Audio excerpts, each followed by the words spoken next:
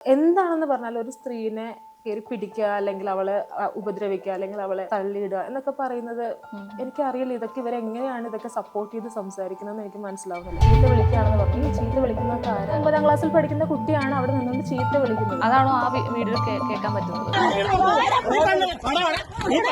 ഇത് 1.5 വർഷം മുന്നേ ഉള്ള കാര്യമാണ് ആദ്യത്തെ ഇൻസിഡന്റ് എന്ന് പറയുന്നത്. പക്ഷേ പറഞ്ഞത് ഹോസ്പിറ്റലിൽ ഉണ്ടായ ഇൻസിഡന്റ്. ഹോസ്പിറ്റലിൽ വെച്ചാണ് ഇയാൾ എന്നെ തള്ളുന്നതും ഞാൻ വീഴുന്നതും. ഡെയിലി ഇയാൾ കാശ് ചോദിച്ച് നമ്മളെ വിളിക്കുമായിരുന്നു. ഒരു 13,000 രൂപയോളം നമ്മൾ ആൾക്ക് കൊടുത്തിട്ടുണ്ട്. മോശമായിട്ട് തെറിയും വൃത്തികേടും പറഞ്ഞിട്ടാണ് ആള് പൈസ ചോദിക്കുന്നത്. അത് കഴിഞ്ഞ് പൈസയുടെ കാര്യം പറഞ്ഞ് ചേട്ടനായിട്ട് സംസാരിച്ച് നേരെ എൻ്റെ അടുത്തോട്ടാ വരും. എന്നെ തെറി വിളിച്ചുകൊണ്ട് വന്നിട്ട് എന്നെ പിടിച്ച് പുഷ് ചെയ്യും. മനസാക്ഷി എന്ന് പറയുന്ന ഒന്നുണ്ടല്ലോ. പ്രഗ്നന്റ് ആണെന്നുള്ള കാര്യം ആൾക്കറിയാം. ഞാൻ വീണിരുന്നു വെച്ചെങ്കിൽ മേ ബി എന്റെ കുഞ്ഞിന് എന്തെങ്കിലും സംഭവിക്കുമായിരുന്നു. അപ്പോഴാണ് കയ്യിൽ നിന്ന് ഫോൺ പോയതും ബാക്കിയുണ്ടായ ഇൻസിഡൻസ്. അതുൽ പറയുന്ന പോലെ അതുലിന് അറിയത്തില്ല അവിടെ നടന്ന സിനാരിയോ എന്താണെന്നുള്ളത്. എന്നെയാണ് പിടിച്ചത്, എന്നെയാണ് ആക്രമിച്ചത്. ആ തെളിവുകളൊക്കെ ലിറ്റിയുണ്ടോ ശരിക്കും? പക്ഷെ സെക്യൂരിറ്റി ഗാർഡിന് അറിയാം അയാളാണ് പറഞ്ഞു വിട്ടതെന്ന് പറഞ്ഞു. എല്ലാവരോടും ഒത്തുചേർന്നുള്ള ഒരു പരിപാടിയായിട്ടാണ് എനിക്ക് തോന്നിയത്. സ്വന്തം അമ്മേനെ പറയാ, പിന്നെ അതുപോലെ അപ്പനെ മർദ്ദിക്കുക, പെങ്ങളെ ഉപദ്രവിക്കുക.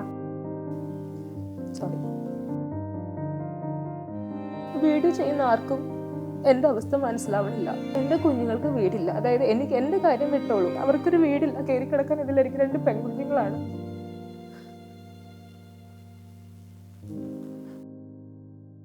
Hi, hello, welcome to Jango space. ഞാൻ സ്നേഹ. കഴിഞ്ഞ കുറച്ച് ദിവസങ്ങളായി നമ്മുടെ സോഷ്യൽ മീഡിയസിലൊക്കെ നമ്മൾ കണ്ടുവരുന്നൊരു വാർത്തയാണ് ഒരു സ്ത്രീയെ വഴിയിൽ വെച്ച് ഇങ്ങനെ ഉപദ്രവിക്കുന്നതും ഡ്രസ്സൊക്കെ വലിച്ചു കീറുന്നതൊക്കെ. അപ്പോൾ അതിന് സത്യാവസ്ഥ അറിയാനാണ് ഇന്ന് ഞാൻ ഇവിടെ എത്തിയിരിക്കുന്നത്. നമ്മുടെ മുമ്പിൽ ലിറ്റി ഉണ്ട്. ലിറ്റിയോട് നമുക്ക് കാര്യങ്ങളൊക്കെ ചോദിച്ച് മനസ്സിലാക്കാം. ലിറ്റി, സ്വാഗതം. ഇപ്പോൾ കുറച്ച് ദിവസങ്ങളായിട്ട് കാണുന്നുണ്ടല്ലോ നമ്മൾ സോഷ്യൽ മീഡിയസിലെല്ലാം ഈ ഒരു വാർത്തകൾ തന്നെയാണ് കാണുന്നത്. ഇപ്പം ആദ്യത്തെ ദിവസം ഇപ്പം ലിറ്റിയുടെ ഭാഗത്തുനിന്ന് കുറച്ച് കാര്യങ്ങൾ വന്നു, പിന്നീട് അവരുടെ ഭാഗത്തുനിന്ന് വന്നു. ഇത് പിന്നെ സോഷ്യൽ മീഡിയ ഏറ്റെടുത്തു. കാരണം യൂട്യൂബേഴ്സ് വന്നു, അവരുടെ കുറച്ച് വാദങ്ങൾ, കാര്യങ്ങൾ, സത്യം അതാണ്, സത്യം ഇതാണ് എന്നൊക്കെ പറഞ്ഞ് കുറേ കാര്യങ്ങൾ വന്നു. ശരിക്കും എന്താണ് ആ ഒരു ദിവസം സംഭവിച്ചത്? ഈ പ്രശ്നങ്ങളുടെ തുടക്കം എന്ന് പറയുന്നത് ഈ കഴിഞ്ഞ ശനിയാഴ്ചയാണ്. അതായത് ഇപ്പം ഈ നിങ്ങളെല്ലാവരും വീഡിയോയിൽ കണ്ട പ്രശ്നങ്ങളുടെ തുടക്കം ശനിയാഴ്ചയാണ് സ്റ്റാർട്ട് ചെയ്യുന്നത്. അതായത് ഞാൻ എൻ്റെ ജോലി കഴിഞ്ഞ് സാറ്റർഡേ ആയതുകൊണ്ട് തന്നെ ഉച്ചവരെ ഉണ്ടായിരുന്നുള്ളൂ. ജോലി കഴിഞ്ഞ് ഞാൻ വീട്ടിലോട്ട് വന്നതിൻ്റെ പുറകെ എൻ്റെ പുറകെ തന്നെയാണ് ആൾ കയറി വന്നത്. കയറി വന്നിട്ട് എൻ്റെ ഹസ്ബൻഡുമായിട്ട് ഈ പൈസയുടെ കാര്യം സംസാരിക്കുകയായിരുന്നു. അതായത് അയാൾക്ക് ഇപ്പോൾ 3,000 രൂപ വേണം എന്നുള്ള രീതിയിൽ. ഇപ്പോൾ വേണമെന്ന് പറഞ്ഞാൽ ഇപ്പോൾ വേണം, അതിൽ വേറൊരു മാറ്റം ഇല്ല എന്നാണ് പറഞ്ഞത്. അതിന് 2-3 ദിവസം മുന്നെയാണ് നമ്മൾ പൈസ, അതായത് ഇയാൾക്ക് എല്ലാ ദിവസവും, അതായത് ഡെയിലി ഇയാൾ കാശ് ചോദിച്ച് നമ്മളെ വിളിക്കുമായിരുന്നു. കാര്യം നമ്മൾ പൈസ കൊടുക്കാനുണ്ട്. എന്നിരുന്നാലും നമ്മൾ ഇപ്പം എൻ്റെ ഹസ്ബൻഡ് വന്നിട്ട് 3 മാസമായി. അപ്പോൾ ആൾ വന്നതിന് ശേഷം ഒരു 13,000 രൂപയോളം നമ്മൾ ആൾക്ക് കൊടുത്തിട്ടുണ്ട്. പിന്നെയെന്ന് പറഞ്ഞാൽ ഇപ്പോൾ ആളുടെ കയ്യിൽ അറിയാമല്ലോ, 3 മാസമായി ഗൾഫിൽ നിന്ന് വന്നിട്ട് പൈസ കയ്യിലുണ്ടായിരുന്നൊക്കെ കഴിഞ്ഞു. പിന്നെ ഇപ്പം ഞാൻ ജോലി ചെയ്യുന്നത് കൊണ്ടിട്ടാണ് എല്ലാ കാര്യങ്ങളും പോകുന്നത്. അപ്പോൾ ആളുടെ കാര്യം പറഞ്ഞു. ഇപ്പം അവൾ മാത്രമേ ജോലിക്ക് പോകുന്നുള്ളൂ, ആൾക്ക് അതിനുള്ള സാലറിയും കാര്യങ്ങളൊന്നുമില്ല. തുച്ഛമായ ഒരു എമൗണ്ടാണ് ആൾക്ക് സാലറി കിട്ടുന്നത്. അതുകൊണ്ട് എല്ലാ കാര്യങ്ങളും നോക്കണം, വീട്ടിലെ കാര്യങ്ങൾ നോക്കണം, എല്ലാ കാര്യങ്ങളും ചെയ്യണം. അപ്പോൾ ചേട്ടൻ്റെ കാര്യം ചേട്ടൻ പറഞ്ഞ ആളോട് മനസ്സിലാക്കി. പക്ഷെ ആൾ സമ്മതിക്കുന്നില്ല. ആൾക്ക് അപ്പോൾ പൈസ വേണമെന്ന് പറഞ്ഞിട്ട് ഫോൺ വിളിച്ച് ബഹളായതിനു ശേഷമാണ് ഞാൻ വന്നതിൻ്റെ പുറകെ വീട്ടിൽ പ്രശ്നം ഉണ്ടാക്കാൻ വേണമെന്ന് വിചാരിച്ച് തന്നെയാണ് ആൾ ആ വരവ് വന്നത്. വന്ന് ഇവർ പൈസയുടെ കാര്യങ്ങൾ അങ്ങോട്ടും ഇങ്ങോട്ടും സംസാരിച്ചു. ചേട്ടൻ പറഞ്ഞ എൻ്റെ ഇപ്പം ഇല്ല, എന്ത് പറഞ്ഞാലും നടക്കില്ല എന്ന് പറഞ്ഞു. അത് കഴിഞ്ഞ് പൈസയുടെ കാര്യം പറഞ്ഞ് ചേട്ടനായിട്ട് സംസാരിച്ച് നേരെ എൻ്റെ അടുത്തോട്ടാണ് വരുന്നത്. അതായത് ഞാൻ നിനക്ക് വീഡിയോ എടുപ്പാണല്ലോ ജോലി, നീ ഇരുന്ന് വീഡിയോ എടുക്ക് എന്ന് പറഞ്ഞിട്ട് പിന്നെ പഴയ ഇൻസിഡൻറ്റ്, അതായത് ഇതിന് മുന്നേ ഞാൻ കേസ് കൊടുത്തിട്ടുണ്ട്. 1.5 വർഷം മുന്നേ ഞാൻ ആളുടെ പേരിൽ ഒരു കേസ് കൊടുത്തിട്ടുണ്ടായിരുന്നു. വേറൊന്നുമല്ല, ഈ പറയുന്ന പോലെ എന്നെ പിടിച്ച് തള്ളി, എൻ്റെ എന്താ പറയുക, നെഞ്ചിൽ പിടിച്ച് തള്ളിയ കാര്യം പറഞ്ഞ് ഞാൻ കേസ് കൊടുത്തിട്ടുണ്ടായിരുന്നു. അപ്പം എല്ലാവർക്കും ഒരു ഇപ്പം ഈ വ്ളോഗിൽ, അതായത് റിയാക്ഷൻ ചെയ്യുന്ന നമ്മുടെ യൂട്യൂബേഴ്സിനാണെങ്കിലും ചെറിയൊരു ഇതുണ്ട്. അതായത് അവരെല്ലാവരും വിചാരിച്ചിരിക്കുന്നത് ആ ഫസ്റ്റ് ഇൻസിഡൻറ്റ് നടക്കുന്നത് ഈ കഴിഞ്ഞിടക്കാണെന്നാണ്. അതായത് ഇപ്പോൾ ലേറ്റസ്റ്റ് ആയിട്ടുള്ള ന്യൂസാണ് അതെന്നാണ് എല്ലാവരും വിചാരിച്ചിരിക്കുന്നത്. ഞാൻ അത് എന്തുകൊണ്ട് ഇങ്ങനെ ഇത്രയും ഒരു ഇഷ്യൂ ഉണ്ടായിട്ട് നിങ്ങൾ എന്തുകൊണ്ട് ആ കേസ് പിൻവലിച്ചു എന്നുള്ള ചോദ്യങ്ങളൊക്കെയാണ്. ഇത് 1.5 വർഷം മുന്നേ ഉള്ള കാര്യമാണ് ആദ്യത്തെ ഇൻസിഡന്റ് എന്ന് പറയുന്നത്. അത് ഇതുപോലെ തന്നെ എൻ്റെ ഹസ്ബൻഡും അതുപോലെ ഹസ്ബൻഡിന്റെ പാരൻസും പിന്നെ അന്ന് ഇവരെല്ലാവരും, ഈ ഹസ്ബൻഡിന്റെ സിസ്റ്റേഴ്സ് എന്ന് പറയുന്നത് എല്ലാവരും നമ്മളുടെ കൂടെ ആയിരുന്നു. അപ്പോൾ അതിന്റെ ഒരു കാര്യം കൊണ്ട് ഇവരെല്ലാവരും നമ്മളോട് റിക്വസ്റ്റ് ചെയ്ത് കാല് പിടിച്ച് പറഞ്ഞു, എന്താണ് വിട്ടുകള, ഒരു പ്രാവശ്യത്തിന് കൂടെ നീ വിട്ടുകളയി, ഇനി അവന്റെ ഭാഗത്തു നിന്ന് അങ്ങനെ എന്തെങ്കിലും ഉണ്ടാവുകയാണെങ്കിൽ നീ എന്താന്ന് വെച്ചാൽ ചെയ്തോ. ഇങ്ങനെയാണ് എന്നോട് എല്ലാവരും പറഞ്ഞത്. ആ 1.5 വർഷം മുമ്പ് എന്താണ് ശരിക്കും അന്ന് സംഭവിച്ചത്? 1.5 വർഷം മുന്നേ സംഭവിച്ചത് ഇതുപോലെ തന്നെ എന്താ ഈ ബാങ്കിൽ നിന്ന് ലോൺ എടുത്ത കാര്യം ഞാൻ പറഞ്ഞല്ലോ. ഇവർ രണ്ടുപേരും ഇയാളുടെ പ്രോപ്പർട്ടി വെച്ചിട്ട് ഇയാൾ ലോൺ എടുത്തു. ഇയാൾ ലോൺ എടുത്തിട്ട് ഹസ്ബൻഡ് അന്ന് ഞങ്ങൾ ഒരുമിച്ചാണ് താമസിച്ചുകൊണ്ടിരുന്നത്. ഹസ്ബൻഡ് പുറത്തായിരുന്നു. അപ്പം ഞങ്ങൾക്കും കുറച്ച് കടങ്ങളും കാര്യങ്ങളും ഉണ്ടായിരുന്നു. ആളുടെ വീട് പണി നടക്കായിരുന്നു. അപ്പോൾ ആൾക്കും കടങ്ങളുണ്ടായിരുന്നു. അപ്പോൾ അത് സോർട്ട് ചെയ്യാൻ വേണ്ടിയിട്ട് അന്ന് നമ്മൾ തമ്മിൽ വലിയ പ്രശ്നങ്ങളൊന്നും ഇല്ലാത്തതുകൊണ്ട് എൻ്റെ ഹസ്ബൻഡിനെ ആൾ സഹായിച്ചു. 5 ലക്ഷം രൂപ കൊടുത്ത് ആളുടെ കടങ്ങൾ തീർത്തോളാൻ പറഞ്ഞു. എന്നിട്ട് മാസം മാസം ഈ അടവ് പൈസ എത്രയാണോ 13,320 രൂപ വെച്ചിട്ട് എല്ലാ മാസം അടച്ചാൽ മതി, അങ്ങനെയാണ് പറഞ്ഞിട്ടുണ്ടായിരുന്നത്. അത് അപ്പം ഞങ്ങൾ പറഞ്ഞു ബാങ്കിലോട്ട് അടച്ചാൽ പോരെന്ന് ചോദിച്ചപ്പോൾ അയാൾ പറഞ്ഞു പറ്റില്ല, ആളുടെ അക്കൗണ്ടിൽ തന്നെ ഇടണം പൈസ, അത് ഇന്ന ഡേറ്റ് പറഞ്ഞിട്ടുണ്ട്, ആ ഡേറ്റിൽ കറക്റ്റായിട്ട് ഡെപ്പോസിറ്റ് ചെയ്യണമെന്നും പറഞ്ഞു. ഞങ്ങളത് ഓക്കെ പറഞ്ഞു, കാരണം ആളുടെ പ്രോപ്പർട്ടി വെച്ചിട്ട് എടുത്തതായതുകൊണ്ട് പിന്നെ ഞങ്ങൾ അതിൽ വേറെ ഒബ്ജെക്ഷൻസ് ഒന്നും പറഞ്ഞില്ല. ഞങ്ങൾ എല്ലാ മാസവും കറക്റ്റായിട്ട് ആൾ പറഞ്ഞ ഡേറ്റിൽ തന്നെ ഞാൻ ചേട്ടനോട് പറഞ്ഞ് പൈസ കറക്റ്റായിട്ട് ഇട്ട് കൊടുക്കാറുണ്ടായിരുന്നു.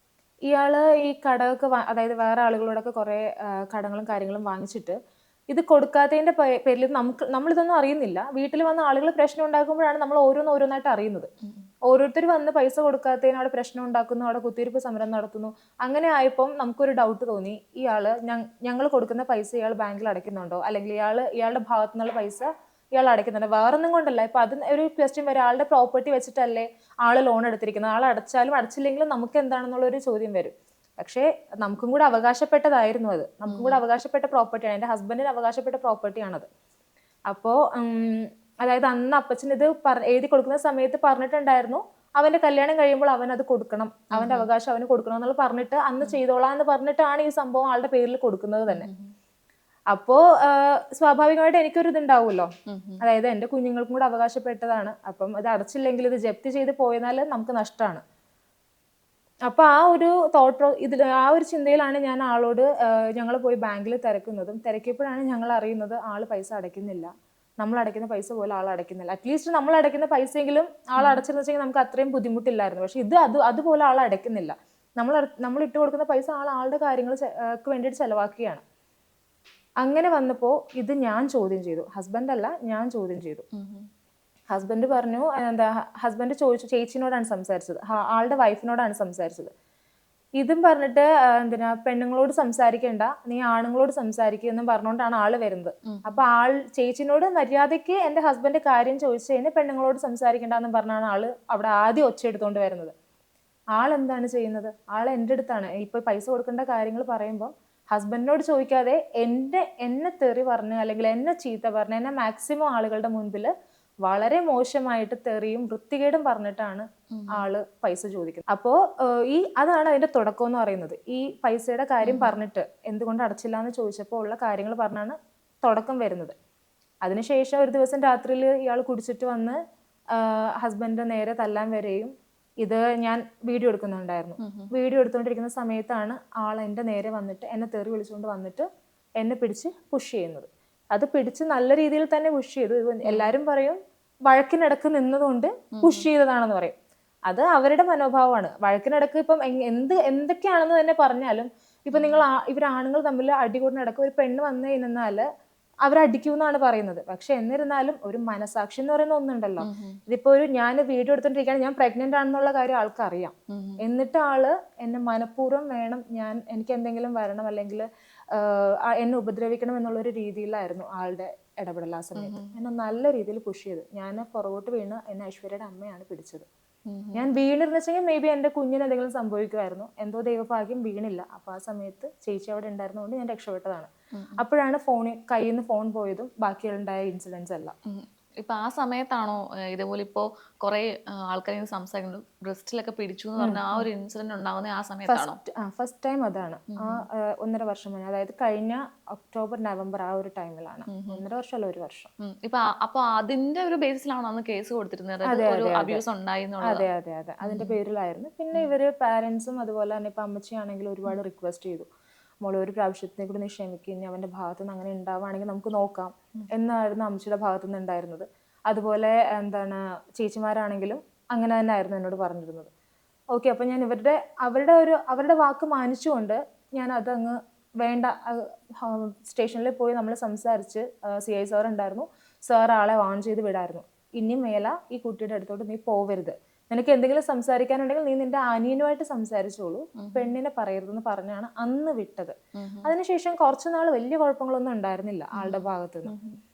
പിന്നെ കുറച്ച് നാൾ ഹസ്ബൻഡ് പോയി, അതിനുശേഷം വീണ്ടും എന്നെ തെറിവിളി, ഇതുപോലെ തന്നെ നാട്ടുകാർ കേൾക്കുക. അത് സൗണ്ട് കുറച്ച് പറഞ്ഞാലും നമുക്ക് കുഴപ്പമില്ല, അല്ലെങ്കിൽ ആളുടെ വീട്ടിൽ കിടന്ന് സംസാരിച്ചാലും നമുക്ക് കുഴപ്പമില്ല. ഇത് അതല്ല, എല്ലാരും കേൾക്കണം എന്നുള്ള രീതിയിൽ പുറത്തോട്ട് ഇറങ്ങി നിന്നുകൊണ്ടാണ് ഇമാതിരി ചീത്ത വിളിക്കുന്നത്. ഓക്കെ, ഈ 1.5 വർഷം മുമ്പ് ഈ ഒരു ഇൻസിഡന്റ് നടന്ന സമയത്ത് ഹസ്ബൻഡും കൂടെ ഉണ്ടായിരുന്നല്ലോ, അപ്പൊ ആളങ്ങനെ റിയാക്ട് ഒന്നും ചെയ്തില്ല? കാരണം ആളെ മുമ്പിൽ നിർത്തിയല്ലേ ഇത്രയൊക്കെ കാര്യങ്ങൾ. ആള് റിയാക്ട് ചെയ്യുന്നുണ്ട്. പിന്നെ ആൾക്കെന്ന് പറഞ്ഞാൽ എത്ര വന്നാലും ബ്രദർ ആണല്ലോ, അതുകൊണ്ട് ആള് മാക്സിമം ആളെ ഒഴിവാക്കി വിടാണ് ചെയ്തത്. അതായത് പ്രശ്നം ഉണ്ടാക്കാതെ, വാക്ക് തർക്കമുണ്ട്, വാക്കിൽ സംസാരിക്കുന്നത്, പിന്നെ ഉന്തും തള്ളുവാണ്, ഇടിയല്ല, അങ്ങോട്ടും ഇങ്ങോട്ടും തള്ളാണ്.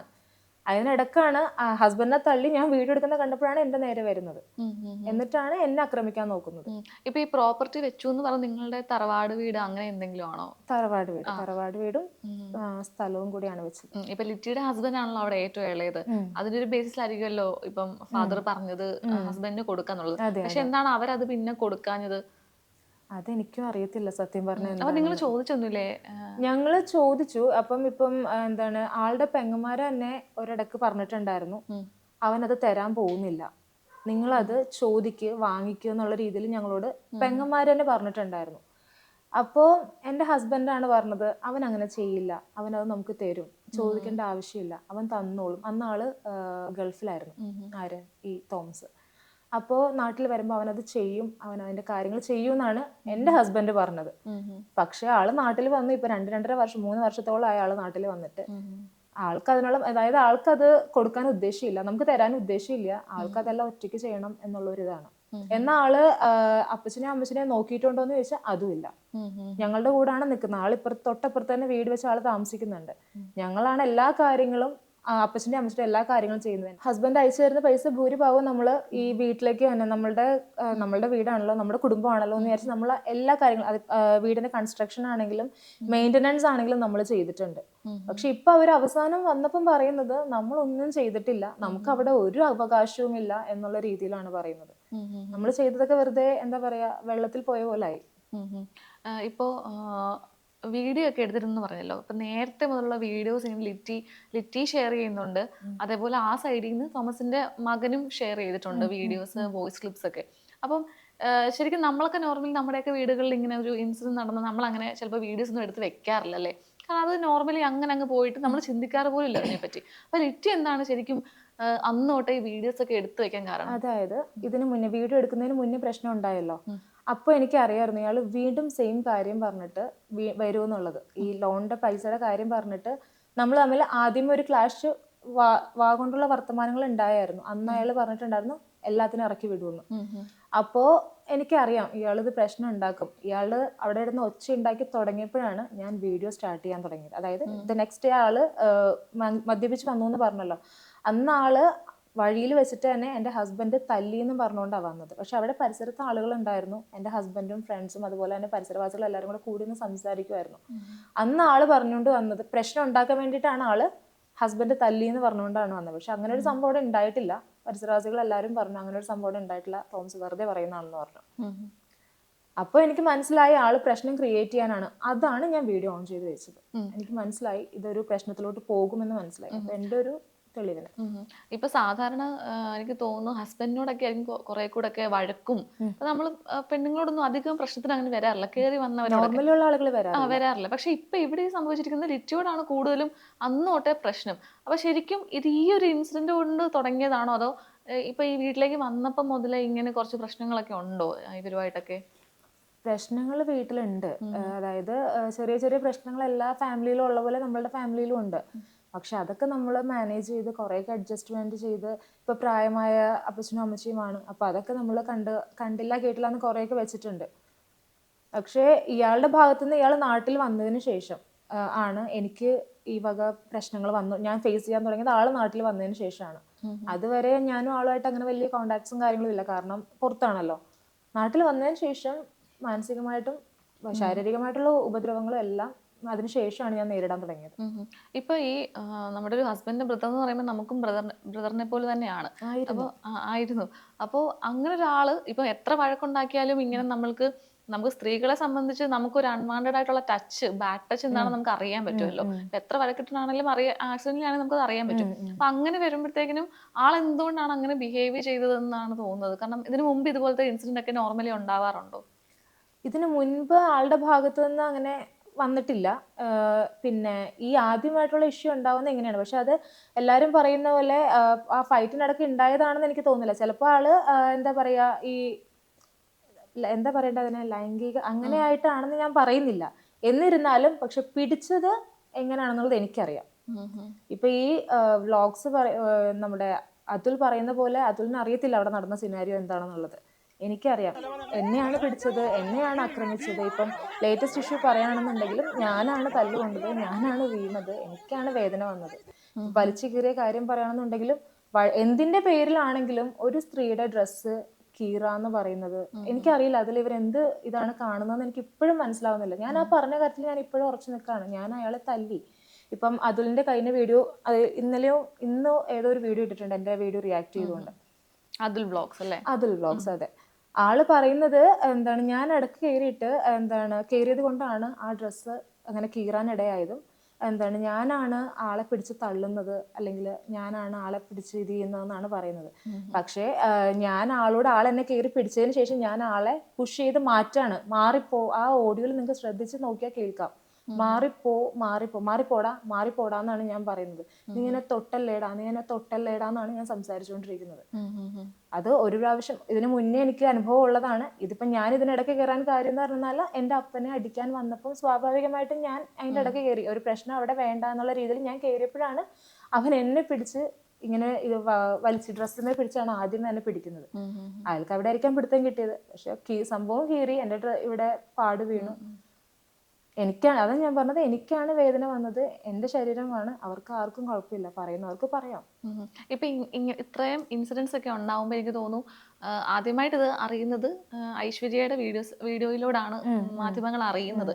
ഇപ്പൊ ഇതിനു മുമ്പ് നമുക്ക് ഫാമിലി ഇതുപോലെ ഇഷ്യൂ വരുമ്പോഴത്തേന് ഇപ്പൊ ഇവർക്ക് വൈഫും കാര്യങ്ങളൊക്കെ ഉണ്ടല്ലോ. ഇപ്പൊ തോമസ് എന്ന് പറഞ്ഞ ആൾക്കും വൈഫുണ്ട്, അമ്മ, അച്ഛൻ എല്ലാവരും ഉണ്ട്. അപ്പൊ അവരുടെ ഒരു റിയാക്ഷൻ എങ്ങനെയായിരുന്നു ഈ ഒരു ഇൻസിഡന്റിനോട്? റിയാക്ഷൻ, അവര് ഇപ്പം അങ്ങനെ സപ്പോർട്ട് ചെയ്ത്, ഇപ്പൊ വൈഫാണെങ്കിൽ ഹസ്ബൻഡിനെ സപ്പോർട്ട് ചെയ്തുകൊണ്ടാണ് സംസാരിക്കുന്നത്. ആളിവിടെ ഇല്ല, നാട്ടിലില്ല. ഇപ്പോഴത്തെ ആള് അത് തന്നെ ആയിരിക്കുള്ളൂ, ഹസ്ബൻഡിനെ സപ്പോർട്ട് തന്നെ ആള് സംസാരിക്കുള്ളൂ. അപ്പച്ചനും അമ്മച്ചാണെങ്കിൽ അപ്പച്ചന് ഓർമ്മയില്ല. അപ്പച്ചൻ ഇപ്പൊ പറയുന്ന ആയിരിക്കില്ല കുറച്ചു നേരം കഴിയുമ്പോൾ പറയുന്നത്. ആൾക്ക് ഓർമ്മക്കുറവുണ്ട്. അമ്മച്ചി അപ്പച്ചൻ്റെ സപ്പോർട്ടാണ്. എന്താണ് അമ്മച്ചിക്ക് വന്നത് മാറ്റമെന്ന് എനിക്കറിയത്തില്ല. കാരണം കുറച്ച് നാൾ മുന്നേ വരെ നമ്മളുടെ കൂടെ നിന്ന് ആള് ചെയ്ത ഓരോ കാര്യങ്ങൾ നമ്മളോട് പറഞ്ഞ്, അതായത് അതൊക്കെ ഇപ്പോൾ എനിക്ക് പബ്ലിക്കായിട്ട് പറയാൻ കുറച്ച് ബുദ്ധിമുട്ടുണ്ട്. ആള് ചെയ്ത കാര്യങ്ങളൊക്കെ എന്നോട് പറഞ്ഞിരുന്ന് കരഞ്ഞിട്ടുണ്ട് അമ്മച്ചി. അപ്പോൾ അങ്ങനെ പറഞ്ഞുകൊണ്ടിരുന്നിട്ട് പെട്ടെന്നൊരു സുപ്രഭാതത്തിൽ എന്താണ് അവിടെ സംഭവിച്ചതെന്ന് എനിക്ക് മനസ്സിലാവുന്നില്ല. ഇപ്പൊ അവര് മകന്റെ സപ്പോർട്ടാണ് പറയുന്നത്, മൂത്ത മോന് സപ്പോർട്ടാണ്. ഇപ്പൊ ഈ എനിക്ക് ആദ്യം വീഡിയോ ഷെയർ ചെയ്യുന്നത് തോമസിന്റെ മകനാണല്ലേ, ഒരു ചെറിയ ക്ലിപ്പ്. ബട്ട് അത് കുറച്ച് മാനിപ്പുലേറ്റഡ് ആണെന്നാണ് ലിറ്റിയും പറഞ്ഞിരുന്നത്. അതിൽ മ്യൂട്ടഡ് ആണ് ഓഡിയോസ്, അതിന്റെ കറക്റ്റ് ആയിട്ടുള്ള വീഡിയോ ഷെയർ ചെയ്യാനൊക്കെ പറഞ്ഞപ്പോൾ ആ തെളിവുകളൊക്കെ ലിറ്റിയുടെ ഉണ്ടോ ശരിക്കും? ഞാൻ ഓൾറെഡി എൻ്റെ ഇറ്റ്സ് മീ ലിറ്റി എന്ന് പറഞ്ഞിട്ട് എനിക്കൊരു യൂട്യൂബ് ചാനൽ, ഞാൻ ജസ്റ്റ് ഈ ഒരു സബ്ജക്റ്റ് ഒന്ന് എൻ്റെ ഭാഗം ഒന്ന് ക്ലിയർ ചെയ്യാൻ വേണ്ടിയിട്ട് ഞാൻ ഇന്നലെ ഒരു വീഡിയോ ഇട്ടിട്ടുണ്ടായിരുന്നു. അതിൽ ഞാൻ എല്ലാ ഡീറ്റെയിൽസും കൊടുത്തിട്ടുണ്ട്. പക്ഷെ അതും എന്താ പറയാ, നമ്മളുടെ കാര്യങ്ങള് ഇത്രയും ക്ലിയർ ആയിട്ട് കാണിച്ചിട്ടും അതും എന്താ പറയാ പച്ചക്കള്ളമാണ് എന്നുള്ള രീതിയിലാണ് പറയുന്നവർ പറഞ്ഞോട്ടെ. ഇപ്പം അവരുടെ പെങ്ങന്മാർക്ക് ഇങ്ങനെ ഒരു അവസ്ഥ വരുമ്പോൾ, അല്ലെങ്കിൽ അവരുടെ അമ്മമാർക്ക് ഇങ്ങനെ ഒരു അവസ്ഥ വരുമ്പോൾ അവർ ചിലപ്പോൾ ഇങ്ങനെ തന്നെ ആയിരിക്കും പറയാ, അതിന്റെ ഇടയ്ക്ക് കയറിയിട്ടല്ലേ എന്നുള്ളത് തന്നെ ആയിരിക്കും അവർ പറയുന്നത്. ഇപ്പൊ ആ മകൻ ഇട്ടൊരു വീഡിയോ അല്ലെങ്കിൽ ഒരു കൊടുത്തത് ഒരു വോയിസ് ക്ലിപ്പിലൊക്കെ ആളിങ്ങനെ സംസാരിക്കുന്നിടയ്ക്ക് പറയുന്നുണ്ട്, പപ്പയുടെ ഭാഗത്ത് നിന്ന് തെറ്റൊന്നും ഇല്ലാത്ത പോലാണ് സംസാരിക്കുന്നത്. അതായത് പൈസ നിങ്ങൾ കൊടുക്കാനുണ്ട്, അത് ചോദിക്കാൻ ചെന്നപ്പോഴാണ് എപ്പോഴും വീഡിയോ എടുക്കുവാണ് ചോദിക്കാൻ ചെല്ലുമ്പോഴത്തേക്കിന്, അപ്പൊ അവരാണ് പൈസ ഇങ്ങോട്ട് തരാനുള്ളതെന്നൊക്കെ പറഞ്ഞിട്ടാണ്. നിങ്ങൾക്ക് ആ കുട്ടിയുടെ സംസാരം കേട്ടിട്ട് നിങ്ങൾക്ക് ഒരു ഡൗട്ടും തോന്നിയില്ല അടുത്ത് നിന്ന് ആള് പറഞ്ഞു കൊടുക്കുന്നതായിട്ട്? അവൻ ആകെ ആ ഓഡിയോയില് ആൾക്ക് നല്ല തപ്പലുണ്ടായിരുന്നു. ആൾ അങ്ങനെയൊന്നും സംസാരിക്കുന്നല്ല. ഇപ്പം ഞങ്ങളെ അടിക്കുന്നു എന്ന് പറഞ്ഞ ആ വീഡിയോയില് മ്യൂട്ട്, അതിൽ ഫുള്ള് തെറിയാണെന്ന് അതുൽ പറഞ്ഞു, ചീത്ത വിളിക്കുകയാണെന്ന് പറഞ്ഞു. ഈ ചീത്ത വിളിക്കുന്നതൊക്കെ ആരാണ്? ഈ മകനാണ് ചീത്ത വിളിച്ചുകൊണ്ടിരിക്കുന്നത്, ഇയാളുടെ മകൻ. ഈ ആ ഈ 9ാം ക്ലാസ്സിൽ പഠിക്കുന്ന കുട്ടിയാണ് അവിടെ നിന്നുകൊണ്ട് ചീത്ത വിളിക്കുന്നത്. അതാണോ ആ വീഡിയോ കേൾക്കാൻ പറ്റുന്നത്? തെറിവിളി കേൾക്കുന്നത് അവനാണ്, ഞങ്ങളല്ല തെറി പറയുന്നത്. ആ കുട്ടിയാണ് തെറി പറഞ്ഞുകൊണ്ടിരിക്കുന്നത്. അതിപ്പോ കമ്മ്യൂണിറ്റി ഗൈഡ് ലൈൻസ് എന്ന് പറഞ്ഞിട്ടാണ് അവരത് പോസ്റ്റ് ചെയ്തത്. പക്ഷെ ഞാൻ എൻ്റെ വീഡിയോയിൽ അത് ഓപ്പൺ ആയിട്ട് ഇട്ടിട്ടുണ്ട്. അതില് ഈ തെറി പറയുന്നത് ഈ കുട്ടിയാണ്. അവൻ നല്ല രീതിയിൽ വിക്കില്ലാതെ സംസാരിക്കുന്ന കുട്ടിയാണ്. അതിൽ അവൻ തപ്പിപ്പടയുന്ന അവൻ്റെ അപ്പൻ അവൻ അടുത്ത് നിന്നുകൊണ്ട് പറഞ്ഞു കൊടുക്കുകയാണ്, ഇങ്ങനെ ഇങ്ങനെ കാര്യങ്ങൾ എന്ന് പറഞ്ഞു കൊടുക്കുന്നതുകൊണ്ടാണ് ആ ഒരു ഓഡിയോയിൽ അങ്ങനെ. എനിക്ക് ആ കുട്ടീനെ അറിയാവുന്നതുകൊണ്ടാണ് എനിക്കത് ഇത്ര ക്ലിയർ ആയിട്ട് പറയാൻ പറ്റുന്നത് നിങ്ങളോട്. പിന്നെ എന്താണ്, പൈസയുടെ കാര്യം, 1.5 ലക്ഷം രൂപയുടെ കാര്യം പറഞ്ഞു. 1.5 ലക്ഷം രൂപയൊന്നും നമ്മൾ കൊടുക്കാനില്ല. ഇനി ഒരു 20,000 രൂപയാണ് കൊടുക്കാനുള്ളത്. അത് നമ്മൾ കൊടുക്കില്ല എന്നും പറഞ്ഞിട്ടില്ല, അത് കൊടുക്കാം. പക്ഷെ നമുക്കൊരു സാവകാശം വേണം. ഇപ്പം വന്നിട്ട് 13,000 രൂപ കൊടുത്തു ആള്. ഇനിയും ഇപ്പൊ തന്നെ പൈസ വേണമെന്ന് പറഞ്ഞാൽ നമുക്കും കുടുംബമില്ലേ, നമുക്കും കാര്യങ്ങളുണ്ട്, ഞങ്ങൾക്കും ഉണ്ട് കടങ്ങളും കാര്യങ്ങളും. അപ്പോൾ ഇപ്പൊ തന്നെ വേണം, അല്ലെങ്കിൽ വീട്ടിൽ നിന്ന് ഇറങ്ങിക്കോ എന്ന് പറഞ്ഞു കഴിഞ്ഞാൽ ഞങ്ങൾ എന്ത് ചെയ്യണം? അതാണ് ഇവിടെ സംഭവിച്ചത്. അപ്പൊ ഈ ലോൺ അടയ്ക്കാൻ കുറച്ച് പൈസ കൊടുത്തിട്ടെന്ന് പറഞ്ഞല്ലോ, അപ്പൊ അത് ഏകദേശം എത്ര രൂപയാണ് തോമസ് എന്ന് പറഞ്ഞ വ്യക്തി കൊടുത്തോണ്ടിരുന്നത്? 13,320 രൂപ വെച്ച് എല്ലാ മാസവും കൊടുത്തിട്ടുണ്ടായിരുന്നു. അപ്പൊ അത് അവിടെ അടച്ചിട്ടില്ല. അപ്പൊ ഇത് രണ്ടും കൂടെ എന്താ പറയുക, ഇപ്പൊ 20,000 രൂപ കൊടുക്കാനുണ്ടെന്ന് പറഞ്ഞില്ലേ, അപ്പൊ അതൊരിക്കലും സംസാരിച്ചിട്ടില്ലേ? അപ്പൊ ആ പൈസ തിരിച്ചു വേണം, അല്ലെങ്കിൽ ഇതുമായിട്ട് ടാലി ആക്കണം, അങ്ങനെയൊന്നും സംസാരിച്ചിട്ടില്ല? എൻ്റെ ഹസ്ബൻഡ് അതിനെക്കുറിച്ച് ഒന്നും സംസാരിച്ചിട്ടില്ല. കാരണം ആൾക്ക് ഇപ്പോഴും എന്താ പറയാ, ആള് മനസ്സലിവ് കാണിക്കും എന്നുള്ളൊരു മൈൻഡാണ് എൻ്റെ ഹസ്ബൻഡിന്. ആള് പൊതുവെ അങ്ങനെ അധികം സംസാരിക്കുന്ന ഒരു കൂട്ടത്തിലൊന്നും അല്ല എൻ്റെ ഹസ്ബൻഡ്. ഇപ്പൊ ഈ ഒരു ഇഷ്യൂ വന്നതിന് ശേഷമാണ് ആള് സംസാരിച്ചു തുടങ്ങിയത് തന്നെ. അപ്പോൾ ആള് അതിനെക്കുറിച്ച് പറഞ്ഞിട്ടില്ല. പക്ഷേ എന്താണ്, നമ്മൾ പൈസ കൊടുത്തതിന്റെ തെളിവും കാര്യങ്ങളൊക്കെ നമ്മുടെ കയ്യിൽ ഉള്ളത് കൊണ്ടിട്ടാണ്. അല്ലെങ്കിൽ ഇപ്പൊ ആ തെളിവുകൾ ഇല്ലെങ്കിൽ ആള് പറയും നമ്മൾ കൊടുക്കാനുണ്ട്, നമ്മൾ ലോണും അടച്ചിട്ടില്ല എന്ന് ആള് വേണമെങ്കിൽ പറയും. പക്ഷെ നമ്മളുടെ കയ്യിൽ അതിന്റെ കറക്റ്റ് ആയിട്ടുള്ള തെളിവുകളും കാര്യങ്ങളും ഉണ്ട്. ഈ ഗൂഗിൾ പേയിൽ ചെയ്തതും അതുപോലെ തന്നെ ബാങ്ക് സ്റ്റേറ്റ്മെന്റും എല്ലാം ഉണ്ട്. ഇപ്പൊ അതേപോലെ തന്നെ ആ ഒരു കുട്ടി പറയുന്നുണ്ട്, അപ്പനെ അമ്മയും ഒന്നും നോക്കുന്നില്ല, ലിറ്റി എന്ന് പറഞ്ഞ ചേച്ചി നോക്കുന്നില്ല എന്ന് പറയുന്നുണ്ട്. ശരിക്കും സത്യാവസ്ഥ എന്താണ്? ലിറ്റിയാണോ അപ്പനും അമ്മയും നോക്കിക്കൊണ്ടിരുന്നത്? അപ്പനും അമ്മേനെയും ഞാൻ തന്നെയാണ് നോക്കിയത്. സത്യത്തില് അപ്പനും അമ്മേനെയും നോക്കാൻ 2 ആൺമക്കൾക്കും തുല്യ അവകാശമാണ്. 2 ആൺമക്കളും നോക്കണം. ഒരാൾക്ക് ഇളയ മകൻ മാത്രമേ നോക്കാവുള്ളൂ അങ്ങനെയൊന്നും ഇല്ലല്ലോ. എല്ലാ മക്കൾക്കും ഒരുപോലെ നോക്കാം അപ്പനും അമ്മേനെ. പക്ഷെ ഇവിടെ ഈ ഞങ്ങളുടെ കാര്യത്തിൽ ഞങ്ങൾ തന്നെയാണ് നോക്കിയിട്ടുള്ളത്. ഈ അപ്പനും അമ്മയുമായിട്ട് ഇയാള് മിണ്ടാതെ വർഷങ്ങളോളം നടന്നിട്ടുണ്ട്. അതായത് അന്ന് ഞാൻ പറഞ്ഞല്ലോ, 1.5 വർഷം മുന്നേ ഉള്ള കേസിൽ അപ്പനും അമ്മയോടും ഞങ്ങളോടുള്ള ദേഷ്യം കാരണം അപ്പനോടും അമ്മയോടും മിണ്ടാതെ സ്വന്തം കുഞ്ഞിനെ പോലും കാണിക്കാതെ ഇവര് നടന്നിട്ടുണ്ട്. കൊച്ചിനെ ഇവരുടെ ഭാര്യയുടെ വീട്ടിൽ കൊണ്ടാണ് ആക്കിക്കൊണ്ടിരുന്നത്. ഇവിടെ അപ്പച്ചനും അമ്മച്ചിനെയും കാണിക്കില്ല, ടർക്കി വെച്ച് പൊതിച്ച് മൂടി മാറ്റിക്കൊണ്ടാണ് കൊച്ചിനെ കൊണ്ടുപോയിക്കൊണ്ടിരുന്നത്. ഇതൊക്കെ അമ്മച്ചി ഇരുന്ന് എന്നോടാണ് വിഷമം പറഞ്ഞ് കരഞ്ഞോണ്ടിരുന്നത്.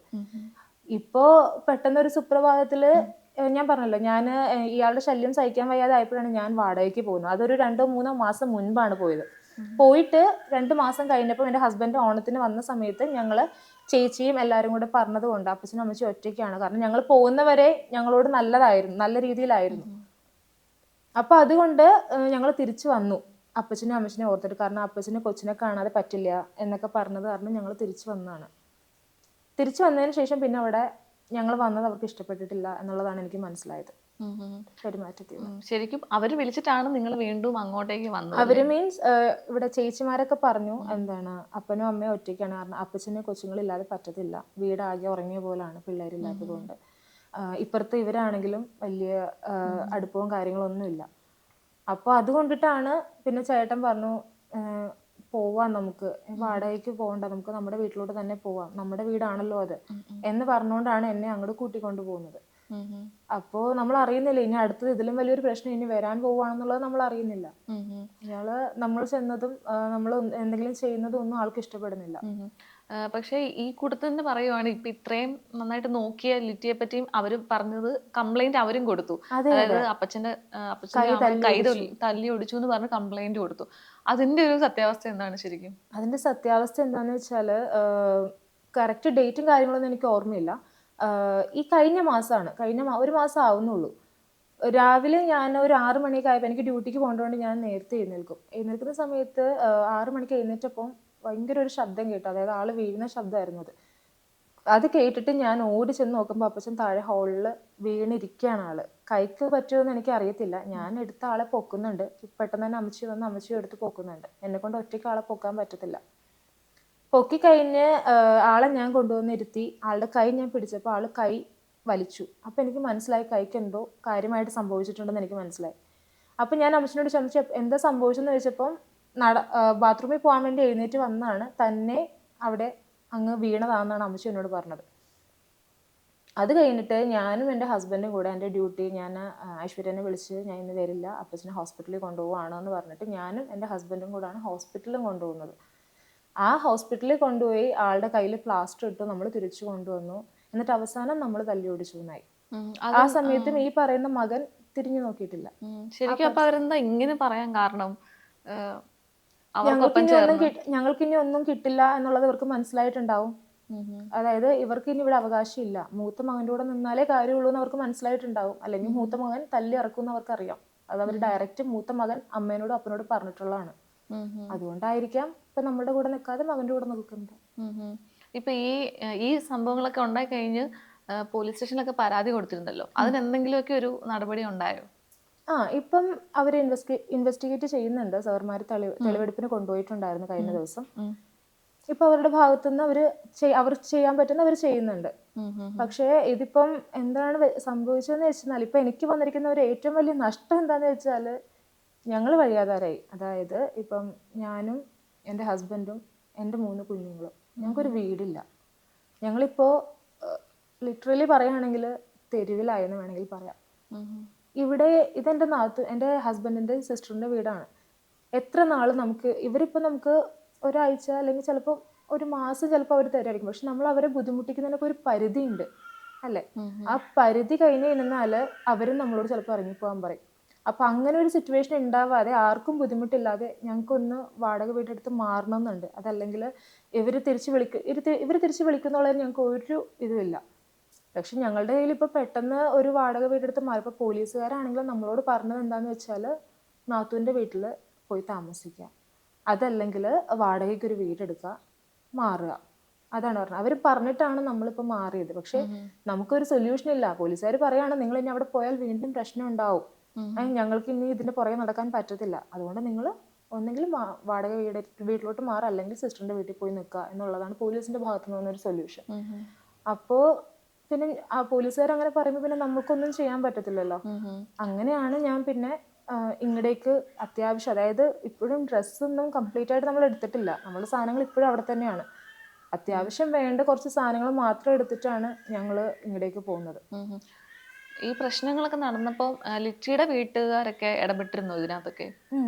എൻ്റെ വീട്ടുകാർ ഇടപെട്ടിട്ടുണ്ടായിരുന്നു. ഇടപെട്ടു എന്ന് പറഞ്ഞാൽ ഞാൻ പറഞ്ഞല്ലോ, എൻ്റെ അപ്പനും അമ്മയും എന്നെ ആക്കാൻ വരുന്ന സമയത്താണ് ഈ ഇൻസിഡൻറ്റ് ഉണ്ടാവുന്നത്. അപ്പം ഞാൻ ഓൾറെഡി ആദ്യത്തെ ഇഷ്യൂവിൽ, അതായത് നമ്മുടെ സാറ്റർഡേയിലെ ഇഷ്യൂവിൽ ഞാൻ കേസ് കൊടുത്ത് FIR ഇട്ടിട്ടുണ്ടായിരുന്നു സാർമാർ. അതിനുശേഷം എൻ്റെ വീട്ടുകാർ അതിനെക്കുറിച്ച് ഒന്നും ചോദിക്കാൻ വേണ്ടിയിട്ടല്ല വന്നത്, എന്നെ ആക്കി അവർ പോവാന്നുള്ളൊരിതിലാണ് വന്നത്. വന്നു കഴിഞ്ഞപ്പോഴത്തേക്കിനുമാണ് ഇയാൾ തെറി പറയുന്നതും കാര്യങ്ങളൊക്കെ. പിന്നെ അവിടുത്തെ അമ്മച്ചിയും എൻ്റെ അമ്മയുമായിട്ട് സംസാരം ഉണ്ടാവുന്നതും പിന്നെ ബാക്കിയുള്ള ഇഷ്യൂസ് നമ്മൾ വീഡിയോയിൽ കണ്ട പോലുള്ള കാര്യങ്ങൾ ഉണ്ടാവുന്നത് അതിന് ശേഷമാണ്. ഇപ്പം എല്ലാവരും സോഷ്യൽ മീഡിയ ഫുള്ള് സംസാരിക്കുന്നത് ഇപ്പം ഈ അടി ഉണ്ടായ ഇഷ്യൂ ഒരു വീഡിയോയും പുറത്തു വന്നു.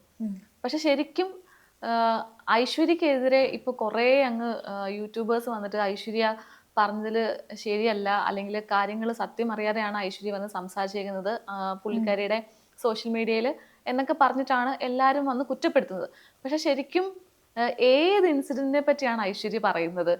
കാരണം ഈ ഇൻസിഡന്റിനെ പറ്റിയാണോ അതോ ഇത് കഴിഞ്ഞ് വേറെ ഇൻസിഡന്റ് ഉണ്ടായോ? എന്താണ് ശരിക്കും? വീട്ടിൽ നടന്ന ഇൻസിഡന്റിനെ പറ്റിയല്ല ഐശ്വര്യ പറഞ്ഞത്. ഐശ്വര്യ പറഞ്ഞത് ഹോസ്പിറ്റലിൽ ഉണ്ടായ ഇൻസിഡന്റ് ആണ്. ഹോസ്പിറ്റലിൽ വേറെ ഇൻസിഡന്റ് ഉണ്ടായോ? ഹോസ്പിറ്റലിൽ വെച്ചാണ് ഇയാൾ എന്നെ തള്ളുന്നതും ഞാൻ വീഴുന്നതും എന്നെ ഹോസ്പിറ്റലിലോട്ട് കയറ്റുന്നതും കാഷ്വാലിറ്റിയിൽ കയറ്റിയെന്നൊക്കെ ഞാൻ പറഞ്ഞു. ആ വീഡിയോ എടുത്തിരിക്കുന്നത് കാഷ്വാലിറ്റിയിൽ വെച്ചാണ്. ആ ഇൻസിഡന്റിനെ കുറിച്ചാണ് ഐശ്വര്യ പറയുന്നത്. അവിടെ വെച്ചിട്ടും ഉന്തും തള്ളും ഉണ്ടാവുന്നുണ്ട്. ഇയാൾ എന്നെ പിടിച്ച് തള്ളി, എൻ്റെ അപ്പോഴും ഡ്രസ്സ് കീറുന്നുണ്ട്. ഇതൊന്നും ഞാൻ അറിയുന്നില്ല. പിന്നീടാണ് അറിയുന്നത് ഡ്രസ്സ് കീറിയിട്ടുണ്ട് എന്നുള്ള കാര്യങ്ങളൊക്കെ പിന്നീടാണ് ഞാൻ അറിയുന്നത്. എന്നെ തള്ളിയിടുന്നുണ്ട്, എൻ്റെ കാൽമേൽ ചവിട്ടുന്നുണ്ട്.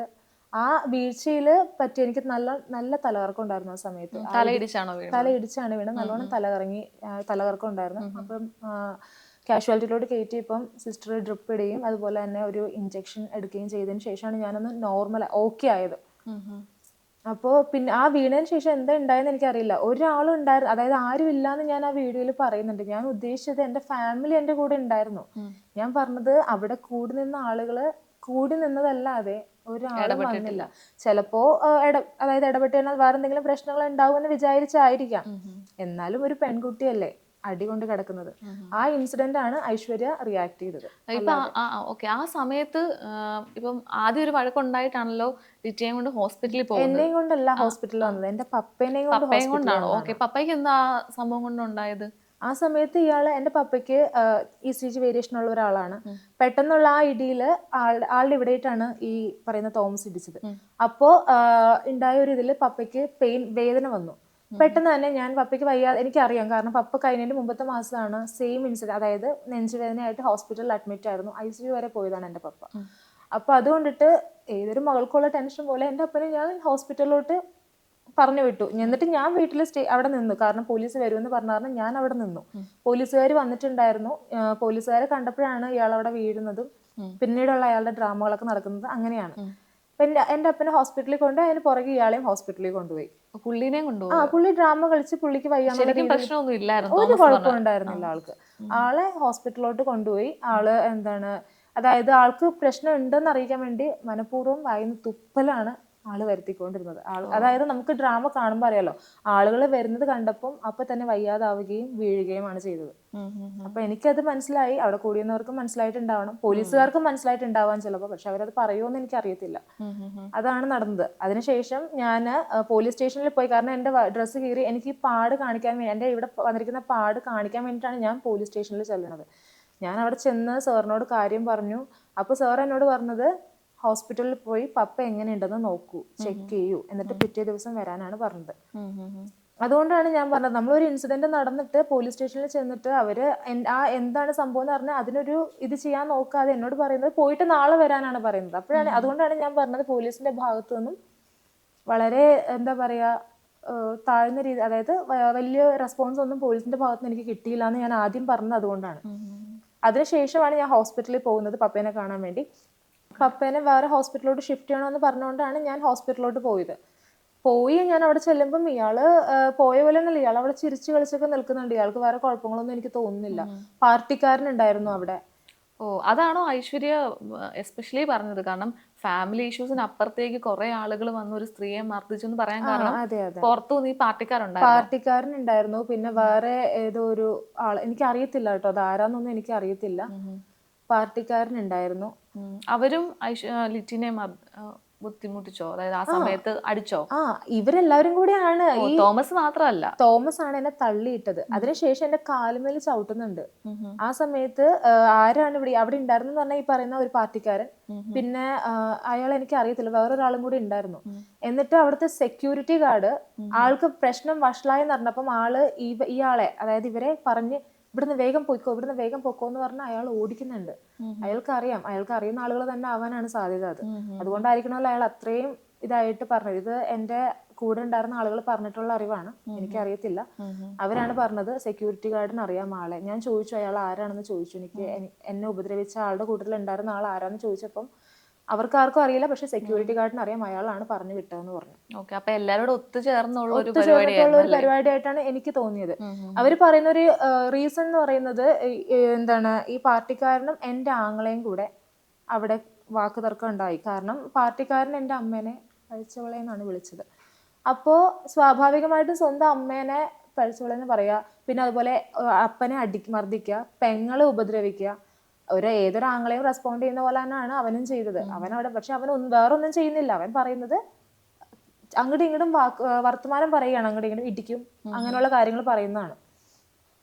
അവിടെ നിന്ന് പിന്നെ ഇയാൾ അങ്ങോട്ട് എന്താ പറയാ കുപ്പിയും കൊണ്ട് വരാ, ഈ തോമസ് കുപ്പിയും കൊണ്ട് വരാ, അടിക്കാൻ വേണ്ടിയിട്ട് വീണ്ടും അവിടെ നിന്നിട്ട് അയാൾ സീൻ ഉണ്ടാക്കുക. അതിനുശേഷമാണ് ഗേറ്റിന്റെ അങ്ങോട്ട് വന്നിട്ടാണ് പിന്നീട് ഉണ്ടായ, അതായത് വീണ്ടും ഞാൻ പറഞ്ഞല്ലോ തോമസിന്റെ കൂടെ പാർട്ടിക്കാരനല്ലാതെ വേറൊരു വ്യക്തിയും കൂടെ ഉണ്ടായിരുന്നു.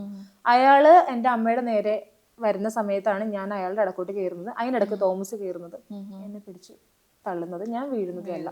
പിന്നീട് അവിടെ നടന്നത് എനിക്ക് അറിയത്തില്ല. ഒരാളും ഉണ്ടായിരുന്നില്ല. എന്നെ ആകെ എടുത്തുകൊണ്ട് പോകാനായിട്ട് ഉണ്ടായിരുന്നത് ഐശ്വര്യയുടെ ഹസ്ബൻഡും ഐശ്വര്യയുടെ പപ്പയും മാത്രമാണ്. എൻ്റെ അടുത്ത് എൻ്റെ ഇളയ കുഞ്ഞുണ്ടായിരുന്നു, എൻ്റെ രണ്ടാമത്തെ കുട്ടി ഉണ്ടായിരുന്നു, മൂത്ത കുട്ടി എൻ്റെ ഹസ്ബൻഡിന്റെ കൂടെ ആയിരുന്നു. എല്ലാവരും പറഞ്ഞു ഹസ്ബൻഡിനെ അവിടെ കണ്ടില്ല എന്ന് പറഞ്ഞു. ആള് കുഞ്ഞിന് വിശന്നിട്ട് കുഞ്ഞിനെയും കൊണ്ട് വീട്ടിൽ പോയി ഫുഡ് ആരുടെയോ കയ്യിൽ നിന്ന് ഫുഡ് വാങ്ങിച്ചു കൊടുത്തിട്ട് നിൽക്കുന്ന സമയത്താണ് അവിടെ മറ്റേ നമ്മുടെ പള്ളിയിലെ കുടുംബയോജനമുള്ള ആളുകളൊക്കെ വന്നിട്ടുണ്ടായിരുന്നു. അവരോട് സംസാരിച്ചുകൊണ്ടിരിക്കുന്ന സമയത്താണ് ഈ ഇഷ്യൂ നടക്കുന്നത്. അല്ലാതെ ആള് പ്രതികരിക്കാത്ത ആൾ ഉണ്ടായിരുന്നില്ല അവിടെ, അതുകൊണ്ടാണ്. ഓക്കെ, അപ്പൊ ഇത്രയും ഈ ഒരു ഹോസ്പിറ്റലിൽ നടന്ന ഇൻസിഡന്റിനെ പറ്റിയാണ് ഐശ്വര്യ പറഞ്ഞത്. അതെ, അപ്പൊ നമ്മൾ ഈ സോഷ്യൽ മീഡിയ കണ്ട വീട്ടിലെ വഴക്കല്ല സത്യം പറഞ്ഞ ഐശ്വര്യ ഉദ്ദേശിച്ചതും. പിന്നെ അതേപോലെ നമ്മൾ പറഞ്ഞ സമയത്തും പോലീസും എത്തിയിട്ടില്ലല്ലേ, ആ ഒരു ഇൻസിഡന്റിലൂടെയാണ് ഐശ്വര്യ പറഞ്ഞത്. അതെ അതെ, അന്ന് എന്താണ് ഇങ്ങനെ ഒരു സംഭവം നടന്നിട്ട് സാധാരണ സ്ത്രീകളെ അടിച്ചു കഴിഞ്ഞാൽ അല്ലെങ്കിൽ സ്ത്രീകളുടെ ശരീരത്തിൽ തൊട്ട് കഴിഞ്ഞാൽ പെട്ടെന്നാണ് ആക്ഷൻസ് എന്നാണ് ഞാൻ കേട്ടിട്ടുള്ളത്. പക്ഷെ ഇത് നമ്മൾ ഇങ്ങനെ ഒരു കാര്യം പറഞ്ഞിട്ടും കൺട്രോൾ റൂമിൽ വിളിച്ചാണ് നിതീഷ് പറഞ്ഞത്. എന്നിട്ടും എനിക്ക് തോന്നുന്നു ഞങ്ങൾ വിളിച്ചു പറഞ്ഞു ഹാഫ് ആൻ അവർ കഴിഞ്ഞിട്ടാണ് ഇവരവിടെ എത്തുന്നത്. അപ്പോഴത്തേക്കിനും ഞാനൊന്ന് ഓക്കെ ആയി വന്നു, കാരണം എനിക്ക് ഇഞ്ചക്ഷൻ ഇട്ടു, ഡ്രിപ്പ് ഇട്ടു, അപ്പോഴേക്കും എൻ്റെ തലകറക്കം ഓക്കെ ആയി. ആ വേദന ഒന്ന് കുറഞ്ഞപ്പോഴാണ് പോലീസുകാർ വന്നതും അവര് എന്നോട് സംസാരിച്ചു. നാളെ രാവിലെ എന്താണ് പോലീസ് സ്റ്റേഷനിൽ വന്ന് കംപ്ലൈന്റ് കൊടുക്കാൻ പറഞ്ഞു. അങ്ങനെ അവർ പോയി. പിന്നെ അതിനുശേഷം ഞാൻ എന്താണ് കംപ്ലൈന്റ് കൊടുക്കാനായിട്ട് നെക്സ്റ്റ് ഡേ പോയി കംപ്ലൈന്റ് കൊടുത്തു. SP ഓഫീസിൽ പോയി കംപ്ലൈന്റ് കൊടുത്തു. എന്നിട്ടാണ് പിന്നീട് ബാക്കിയുള്ള കാര്യങ്ങളും എല്ലാം ഉണ്ടായത് പോലീസിന്റെ ഭാഗത്തുനിന്ന്. സാധാരണ നമ്മുടെയൊക്കെ വീടുകളിൽ ഇപ്പം മക്കൾക്കൊക്കെ എന്തെങ്കിലും ഒരു പ്രശ്നം വന്നാൽ മോള് ധൈര്യമായിട്ട് ഇങ്ങോട്ട് വാ, അല്ലെങ്കിൽ നമുക്ക് അവിടെ പോയി നിൽക്കാം എന്നൊക്കെയാണ് നമ്മളും ചിന്തിക്കുന്നത്. അപ്പം ലിറ്റി എന്തുകൊണ്ടാണ് ലിറ്റിയുടെ വീട്ടിലേക്ക് പോവാത്തത്? എൻ്റെ വീട്ടിലോട്ട് പോകാത്തെന്ന് പറഞ്ഞാൽ അവർ വാടകയ്ക്കാണ് ഇപ്പോൾ താമസിക്കുന്നത്. എൻ്റെ വീട്ടുകാരാണെന്നുണ്ടെങ്കിലും അതായത് ഡെയിലി വേജസിന്, എൻ്റെ പപ്പയാണെങ്കിലും ഡെയിലി വേജസിന് ജോലി ചെയ്യുന്നുണ്ട്. അങ്ങനെ അവരും കഷ്ടപ്പെട്ട് തന്നെയാണ് ജീവിക്കുന്നത്. അവർക്കും ഒരു ഫാമിലി ഉണ്ട്. അപ്പം അവർ വിളിക്കുന്നുണ്ട്, വരാൻ പറഞ്ഞിട്ട് വിളിക്കുന്നുണ്ട്, അവരവരുടെ കടമ അവർ ചെയ്യുന്നുണ്ട്. പക്ഷെ എന്നിരുന്നാലും നമുക്കൊരു ബുദ്ധിമുട്ട്, അതായത് എനിക്കറിയാം എൻ്റെ വീട്ടുകാരുടെ അവസ്ഥ എന്താണെന്ന്. അപ്പോൾ അവരെ ബുദ്ധിമുട്ടിക്കേണ്ടെന്ന് വിചാരിച്ചിട്ടാണ് ഞാൻ മാക്സിമം ഇത് ചെയ്യുന്നത്. ഇപ്പോഴാണെങ്കിൽ ഇവിടെ നിൽക്കുന്നത് ഇവരാരെയും ബുദ്ധിമുട്ടിക്കാനായിട്ട്, ഇവർക്കും ഒരു ഫാമിലി ഉള്ളതാണ്. ഇന്നല്ലെങ്കിൽ നാളെ അവർക്കും അതൊരു ബുദ്ധിമുട്ടാവും. അപ്പം ഞങ്ങൾ എത്രയും പെട്ടെന്ന് ഒന്ന് സേഫ് ആവണം എന്നുള്ളൊരു ഇതാണ്. നമുക്കിപ്പോൾ പെട്ടെന്ന് ഒരു വീട് എടുക്കാന്ന് പറയുമ്പോൾ അറിയാമല്ലോ, അഡ്വാൻസ് ഉണ്ട്, അതുപോലെ റെന്റ് കാര്യങ്ങൾ, ഇതെല്ലാം നമ്മൾ നോക്കണം. അതിനിടയ്ക്ക് വേറെ ചെലവുകളും കാര്യങ്ങളും വേറെ വരും. അപ്പം ഇതൊക്കെ ഒന്നും നമ്മൾ കണ്ടിട്ടില്ല, നമ്മുടെ കയ്യിൽ ഇതിനുള്ള ഒരു ഇതില്ല. ഇനി വേണം നമുക്ക് ഇതെല്ലാം ഒന്ന് നോക്കി വെക്കാനായിട്ട്, എന്താണ് എങ്ങനെയാണെന്നുള്ളത് ഇതിന് ശേഷം വേണം നമുക്ക് നോക്കാനായിട്ട്. അപ്പൊ ഇപ്പൊ എങ്ങനെയാണ്? ഇപ്പൊ 3 കുഞ്ഞുങ്ങളുണ്ട്, പറക്കം പറ്റത്ത കൊച്ചുങ്ങളാണ്. അപ്പൊ ഇപ്പത്തെ എങ്ങനെയാണ് ചെലവുകളും കാര്യങ്ങളൊക്കെ നടന്നു പോകുന്നത്? ഇപ്പൊ ഞാൻ ഇവിടെ നിൽക്കുന്നതുകൊണ്ട് ഇവരാണ് എന്റെ കാര്യങ്ങൾ ചെയ്യുന്നതല്ല. നമ്മുടെ കയ്യിൽ വേറെ ഒന്നുമില്ല. ഐശ്വര്യയുടെ കുടുംബം ഉള്ളതുകൊണ്ട് പോകുന്നു. അപ്പം ലിറ്റിക്ക് ജോലി ഉണ്ടോ? ഞാൻ ജോലി ചെയ്യുന്നുണ്ട്. ഐശ്വര്യയുടെ സ്ഥാപനത്തിൽ തന്നെ സ്റ്റുഡന്റ് കൗൺസിലറായിട്ട് വർക്ക് ചെയ്യുന്നുണ്ട്. അപ്പോൾ ആ കാര്യങ്ങളൊക്കെ ഇനിയും കുറച്ചൊക്കെ റെഡി ആകുമെന്ന് പ്രതീക്ഷിക്കുന്നല്ലേ? അങ്ങനെ എല്ലാം ദൈവത്തിന് സമർപ്പിക്കുന്നു. കാരണം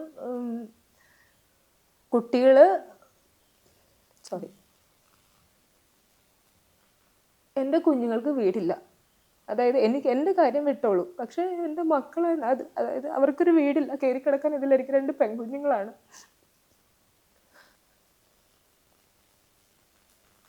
വീഡിയോ ചെയ്യുന്ന ആർക്കും എൻ്റെ അവസ്ഥ മനസ്സിലാവണില്ല. അല്ലേ?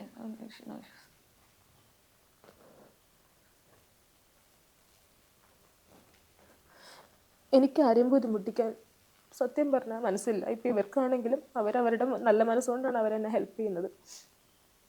എത്രയും പെട്ടെന്ന് തന്നെ എൻ്റെ പ്രശ്നങ്ങൾ സോൾവ് ആകുമെന്ന് ഞാൻ വിചാരിക്കുന്നു.